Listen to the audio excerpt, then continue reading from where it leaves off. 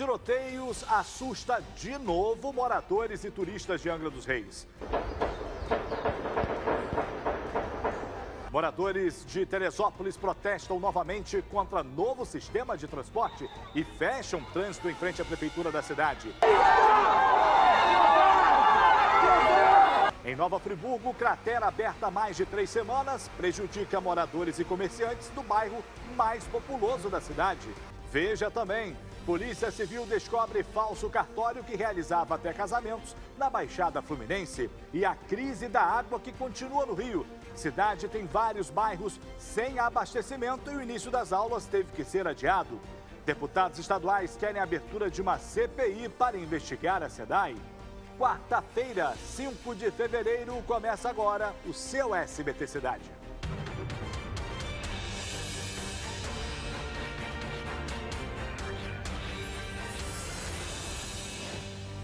Olá, muito boa noite, bem-vindo, bem-vinda. Vamos até encontrar com o SBT Brasil com as notícias mais importantes de todo o estado do Rio de Janeiro. A gente já abre a edição de hoje falando da Baixada Fluminense. Sabe aquela frase felizes para sempre, dita aí, principalmente para casais recém-casados? Em São João de Meriti, ela não tem feito muito efeito, não. É que a Polícia Civil descobriu por lá um falso cartório que realizava até casamentos, mas a certidão expedida não tinha qualquer validade civil. Pois é, cerca de 300 casais foram vítimas do golpe. O Jackson Silva conta pra gente. Foram 3 meses à espera de um sonho que não foi realizado. A gente pediu até dinheiro emprestado à igreja, a gente está pagando o empréstimo da igreja, empréstimo bancário e nosso casamento não teve valor nenhum. Fernanda e o companheiro Alexandre descobriram que caíram em um golpe. Nós casamos numa quarta-feira e na segunda-feira eu fui olhar direitinho, né, a certidão e eu vi que ela era muito grosseira e não era com papel timbrado, aí eu fiquei desconfiada. Aí entrei na página deles na internet, foi quando eu conheci outras pessoas que foram lesadas também. Nesta terça-feira, a Polícia Civil fez uma operação no cartório em São João de Meriti, na Baixada Fluminense, que fraudava as certidões, segundo o delegado. Esse serviço era oferecido como um casamento religioso e com efeitos civis. Mas o que as vítimas nos trouxeram e toda a documentação arrecadada nos levou a crer, né, nos provou que esse casamento se baseava numa certidão falsa. Foi mandada essa certidão para o Instituto de Perícia da Polícia Civil. O Instituto detectou e afirmou que trata-se de uma certidão falsa, mas que pode enganar o público em geral. O delegado afirma que o cartório realizou cerca de 300 casamentos desde 2013 e que também fazia outros serviços ilegais. Essas pessoas tomaram prejuízo, já que cada casamento desse era realizado por um valor de R$600. A representante do cartório se defende. Há 7 anos que eu trabalho com casamentos religioso com efeito civil e civil, porque me outorgaram dentro da Defensoria Pública, né, dos órgãos públicos. Isso tudo já foi questionado desde 2013. A senhora Miriam está sendo autuada em flagrante por associação criminosa, tendo em vista que ela se associou a pelo menos mais 2 outras pessoas para praticar esse tipo de crime de estelionato e uso de documento falso, uso de brasão da República sem autorização. Apesar do golpe, nada abalou o amor entre o casal. Com certeza. Com certeza. Olha, minha gente, isso serve de alerta para qualquer cidade do estado do Rio de Janeiro. Isso aí aconteceu em São João de Meriti. Antes de você fazer qualquer tratação, qualquer negociação que envolva cartório, procure saber a história, o histórico desse cartório, há quanto tempo ele está na cidade, na região, porque golpista, meu amigo, existe em todos os setores, tem que tomar cuidado. Na comunidade Manuel Correia, em Cabo Frio, houve confronto entre policiais militares e bandidos. Um homem acabou morrendo baleado. A polícia afirma que a vítima, que não teve o nome divulgado, foi levada para o hospital, mas não resistiu. Pistola, munições e drogas foram apreendidas, mas ninguém foi preso. Por medida de segurança, a prefeitura da cidade informou que 2 escolas, além de unidades de saúde, tiveram que ser fechadas. A linha de ônibus que atende a região também teve que sofrer alterações. Eu vou para o intervalo, volto em instantes. Siga no seu SBT Cidade.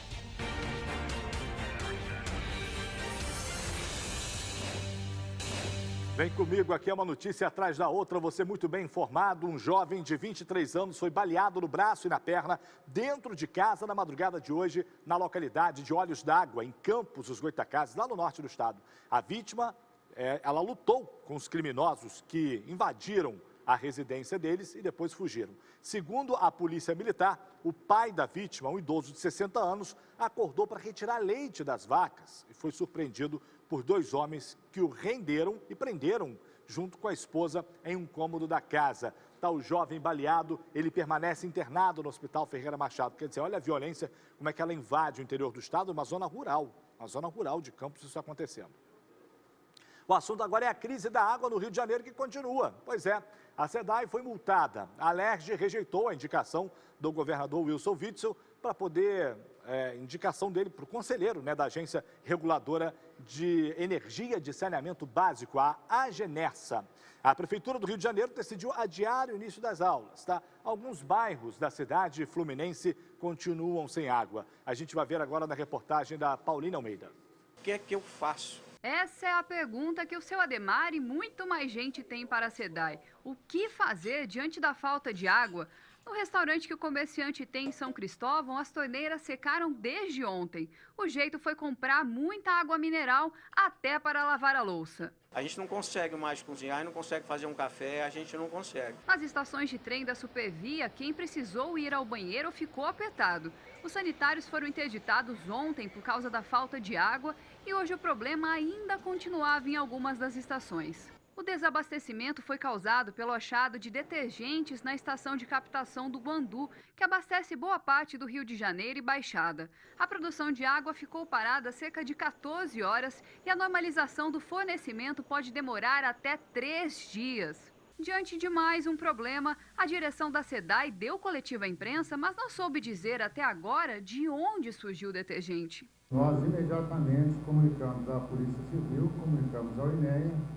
Esse assunto vai estar sob investigação, a gente não tem hoje qualquer conclusão sobre isso. Hoje, as mais de 1.500 escolas municipais do Rio de Janeiro, como a Gonçalves Dias, deveriam estar cheias, mas o início das aulas foi adiado para amanhã. O motivo? Falta de água. O mesmo aconteceu nos municípios de Nova Iguaçu e Belford Roxo. A Agência de Saneamento Básico, a AGENERSA, determinou que o governo do estado providencie abastecimento imediato para escolas, hospitais, presídios e outras áreas sensíveis, mesmo que para isso precise contratar carro-pipa. A gente vai ter que comprar água para trazer para a escola, porque do bebedouro não dá para beber, a gente não sabe. E onde não falta água, olha a qualidade da que sai da torneira. Essa água. A SEDAI vem tratando da água com carvão ativado e argila, mas nas torneiras, o gosto e o cheiro de terra continuam. Faltam respostas e transparência da SEDAI.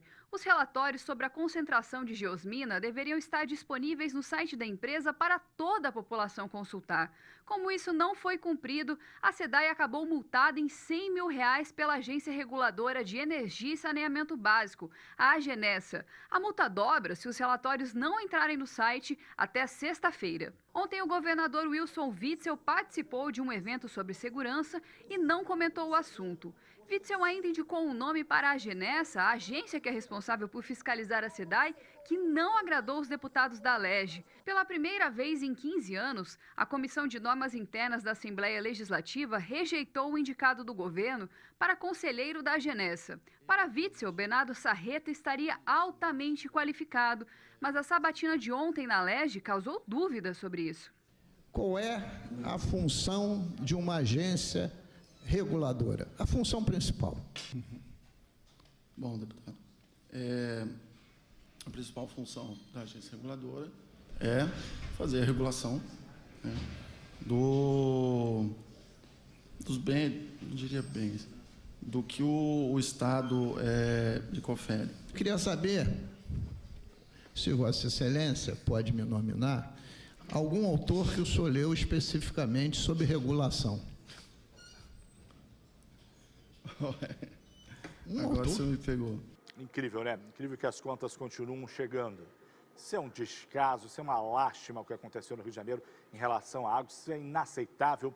Agora, em relação a isso, deputados estaduais querem agora a abertura de uma comissão parlamentar de inquérito para investigar os problemas no fornecimento e no abastecimento de água no Rio de Janeiro. Mais uma vez, os detalhes com a Paulina Almeida.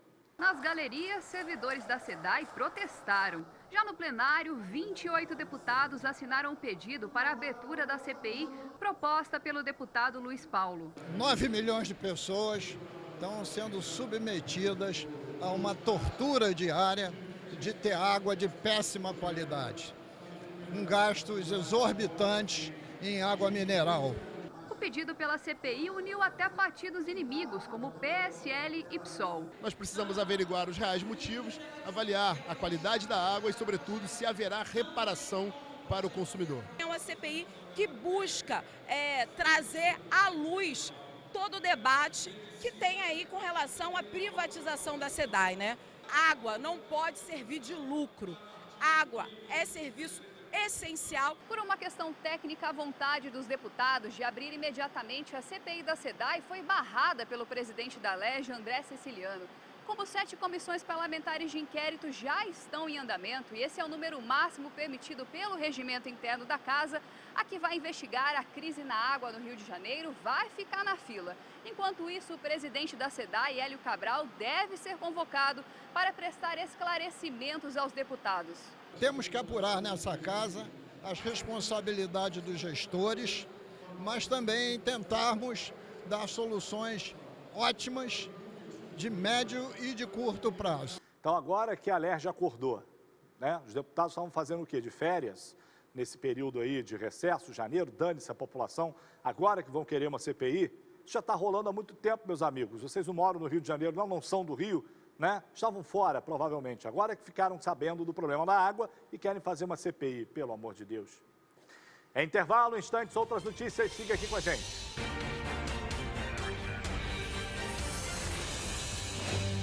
Muito bem, já voltamos do intervalo para falar desse assunto. O Brasil deverá ter 625 mil novos casos de câncer este ano, sendo pouco mais da metade em mulheres. Olha que situação. A estimativa, ela foi divulgada pelo Instituto Nacional do Câncer. Veja. A vida da Tânia anda bem diferente. Hoje eu corro, eu vou ao cinema, eu passeio, eu vivo, eu melhorei minha alimentação. Vou sair na escola de samba esse ano, coisa que eu nunca tinha feito. Quer dizer, a minha vida mudou muito. As mudanças vieram após o tratamento bem-sucedido contra o câncer de mama há 2 anos. O estilo de vida, que inclui hábitos como o tabagismo e o sedentarismo, tem influência direta em 85% dos casos de câncer no Brasil. O dado faz parte do estudo, divulgado nesta terça-feira pelo Instituto Nacional de Câncer. Segundo o INCA, dos 625 mil novos casos estimados para este ano, o câncer de pele não melanoma deverá ser o mais comum, com quase 180 mil casos. Entre os tipos femininos, a maior incidência será o de mama, seguido de cólon e reto. Entre os homens, o de próstata, também com câncer de cólon e reto em segundo lugar. A região Nordeste concentra a maior incidência de câncer de próstata. Entre as mulheres, o maior número de casos de câncer de mama está no Sudeste. O câncer é o principal problema de saúde pública no mundo, mas esse quadro poderia ser mudado com a realização de exames de rotina. É que o diagnóstico precoce pode levar à cura em 80% dos casos. O câncer ele acaba sendo um gancho para um chamamento da população à consciência acerca da sua parcela de responsabilidade no autocuidado. Estar atento aos sinais que o corpo dá.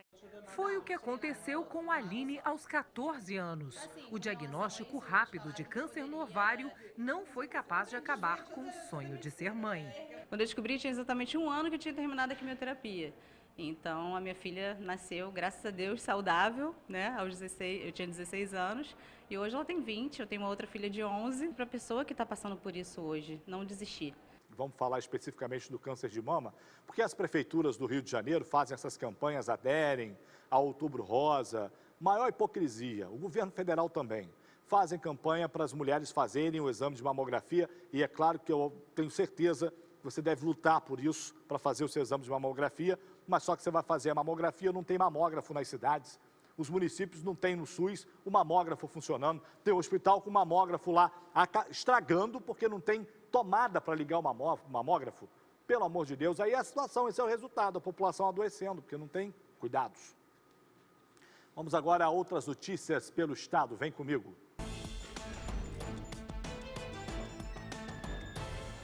Moradores de Angra dos Reis registraram um intenso tiroteio durante uma operação da Polícia Militar e do Batalhão de Choque na comunidade Sapinhatuba.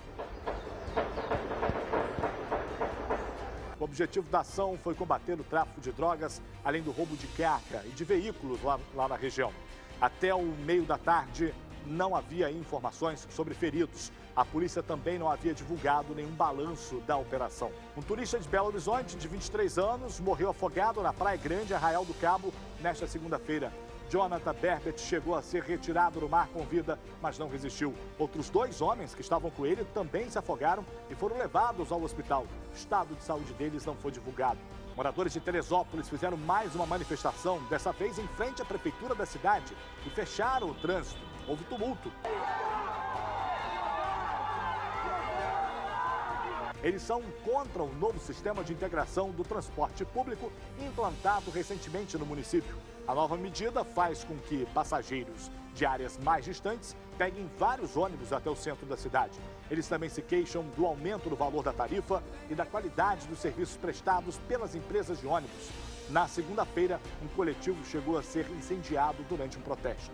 Há mais de 3 semanas, moradores e comerciantes da rua Minas Gerais, no bairro de Olaria, em Nova Friburgo, convivem com uma cratera no meio da via. O buraco, aberto durante um temporal, prejudica o trânsito e também aumenta cada vez que chove. A prefeitura da cidade diz que as obras vão iniciar até a próxima sexta-feira. No sul do estado, a chuva voltou a causar transtornos. No distrito de Amparo, em Barra Mansa, o rio transbordou e invadiu as casas. Apesar disso, a Defesa Civil não informou sobre desalojados ou desabrigados.